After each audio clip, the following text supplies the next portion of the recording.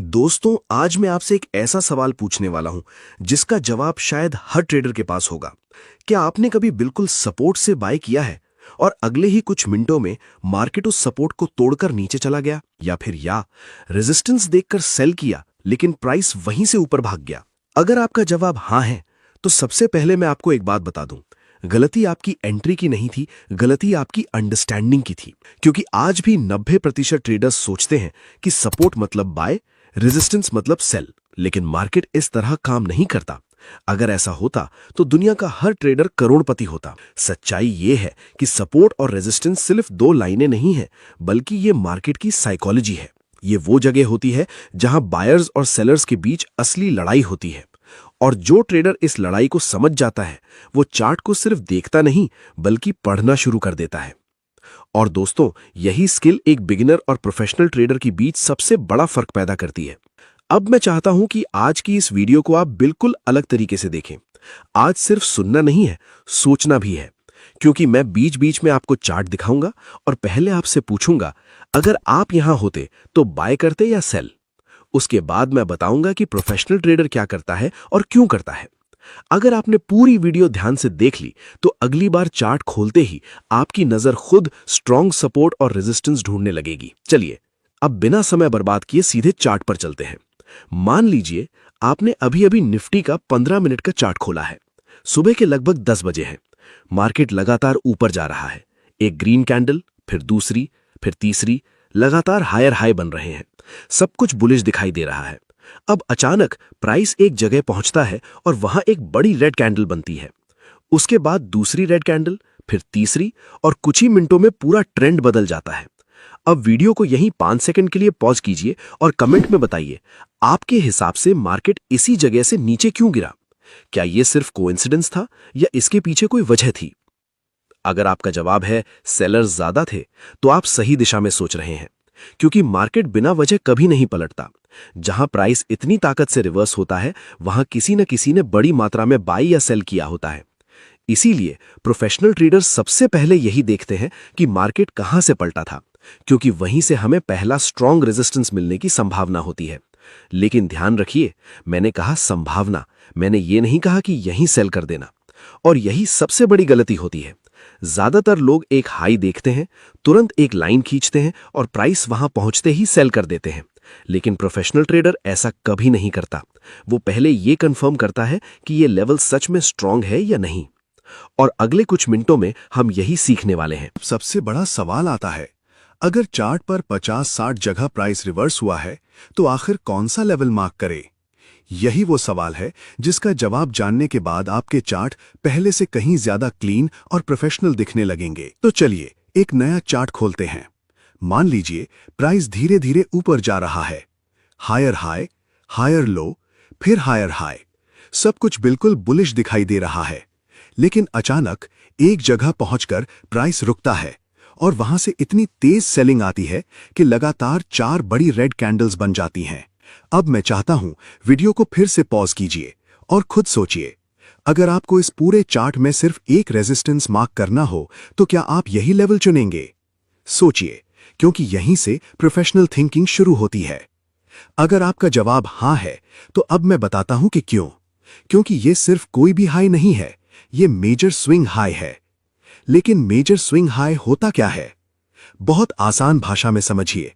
Chart पर जितने भी हाई बनते हैं, उनमें से कुछ छोटे होते हैं और कुछ इतने बड़े कि पूरा ट्रेंड वहीं से बदल जाता है।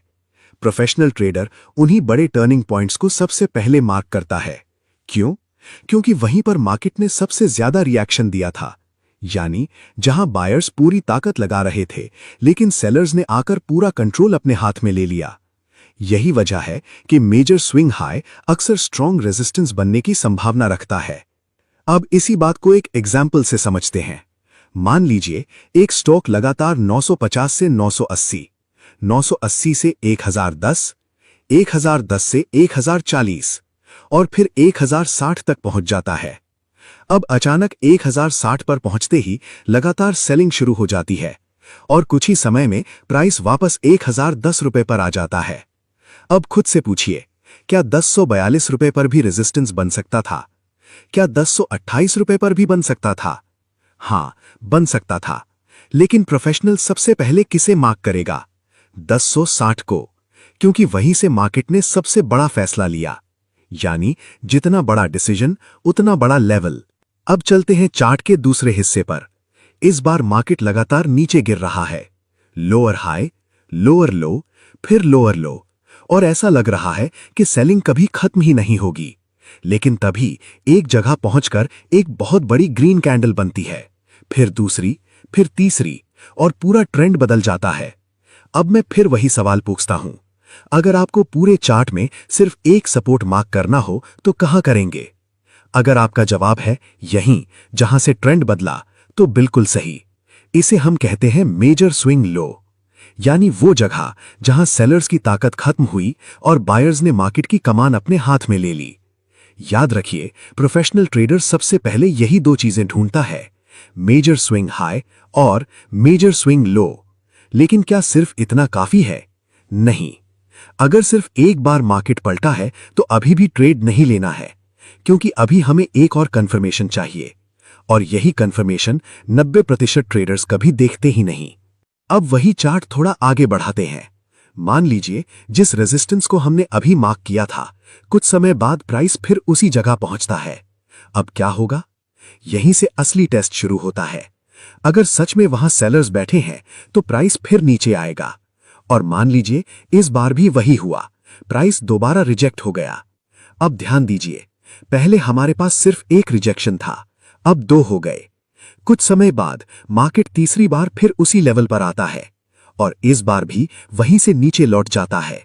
अब सोचिए, अगर 3 बार प्राइस एक ही जगह से वापस आया तो क्या यह सिर्फ कोइंसिडेंस हो सकता है? बिल्कुल नहीं।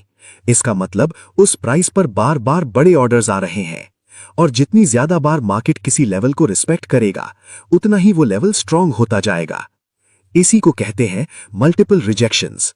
और दोस्तों, याद रखिए, अगर कोई लेवल पहली बार बना है तो उसे सिर्फ ऑब्जर्व कीजिए, लेकिन अगर उसी लेवल को मार्केट दूसरी, तीसरी या चौथी बार भी रिस्पेक्ट कर रहा है, तो अब वो प्रोफेशनल ट्रेडर्स की वॉच लिस्ट में आ चुका है। अब तक हमने 3 बहुत महत्वपूर्ण बातें सीख ली हैं।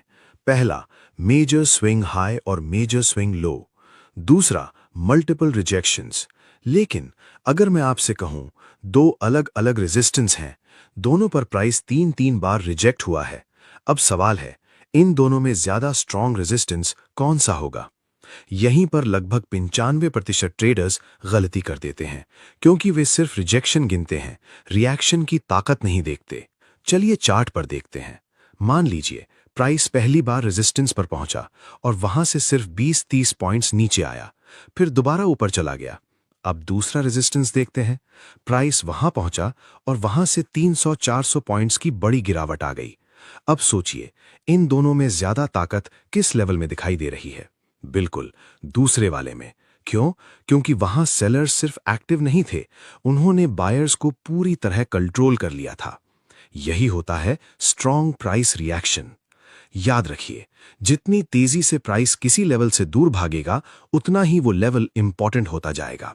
दोस्तों, आज आपने सीख लिया कि स्ट्रांग सपोर्ट और रेजिस्टेंस पहचानना शुरू कैसे किया जाता है, लेकिन अभी हमने सबसे पावरफुल कॉन्सेप्ट सीखा ही नहीं है, क्योंकि अगले पार्ट 2 में मैं आपको दिखाऊंगा कैसे एक रेजिस्टेंस सपोर्ट बन जाता है और एक सपोर्ट रेजिस्टेंस बन जाता है। सिर्फ यही एक कॉन्सेप्ट कई ट्रेडर्स की विनिंग रेशियो बदल देता है। इसके साथ ही हम सीखेंगे चार्ट पर सपोर्ट और रेजिस्टेंस सही तरीके से ड्रॉ कैसे करते हैं, लाइन कब बनानी है और जोन कब बनाना है। यकीन मानिए, अगर आपने अगला पार्ट 2 देख लिया तो आपका चार्ट पहले जैसा कभी नहीं रहेगा। इसलिए अगर आपको आज की वीडियो से कुछ नया सीखने को मिला तो वीडियो को लाइक जरूर कीजिए, चैनल को सब्सक्राइब कर लीजिए और कमेंट में जरूर लिखिए पार्ट 2 जल्दी लाओ। जितना ज्यादा आपका सपोर्ट मिलेगा, उतनी जल्दी मैं पार्ट 2 लेकर आऊंगा।